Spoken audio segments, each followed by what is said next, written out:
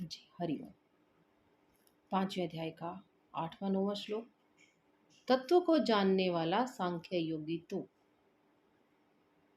जो सारी क्रियाएं हो रही हैं, जैसे देखता हुआ, सुनता हुआ, सूंघता हुआ, स्पर्श करता हुआ, भोजन करता हुआ, गमन करता हुआ, सोता हुआ, श्वास लेता हुआ, बोलता हुआ, त्यागता हुआ, ग्रहण करता हुआ, आंखों को खोलता हुआ, मूंदता हुआ, निसंदेह ये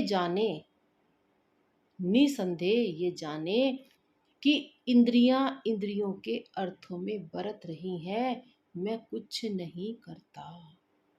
निसंदेह ये जाने, तत्व को जानने वाला। तत्व की बात हमने कल की थी आपसे।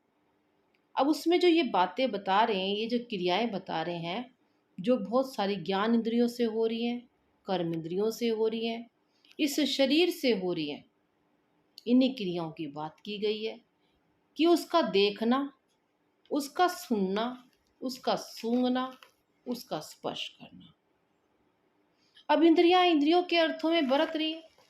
अब देखो, सीधी सी बात है, आंख जो है देखने का काम करेंगी, इसमें हम कुछ भी नहीं कर सकते। कान सुनने का काम करेंगे। अगर कहीं से कोई आवाज आ रही है तो आपके कानों में पड़ेगी ना, कान तो बंद करके नहीं बैठ सकते। सुनना, सूंघना, स्पर्श करना, भोजन करना, सारी क्रियाएं बता दी है यहाँ पर। गमन करना, पैदल जैसे चलते हैं ना पैरों से, गमन करना।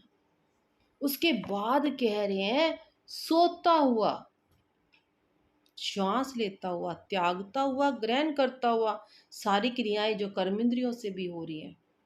आंखों को खोलता हुआ, मूंदता हुआ। अब इंद्रियां इंद्रियों में बरत रही हैं भाई। आंखें देख रही हैं, आंखों का स्वभाव है, कानों का स्वभाव सुनना है, अपने अर्थों में बरत रही हैं।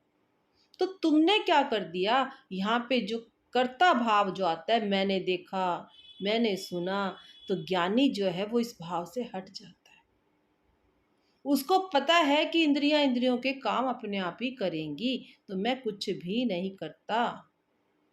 इंद्रियानी इंद्रियार्थीषु वर्तन्ते, तो मैं कुछ नहीं करता, ये जानकर वो आसक्त भाव में नहीं रहता, अनासक्त हो जाता है, अकर्ता हो जाता है। और जहां वो अनासक्त अकर्ता हुआ, परम पद की प्राप्ति। बस।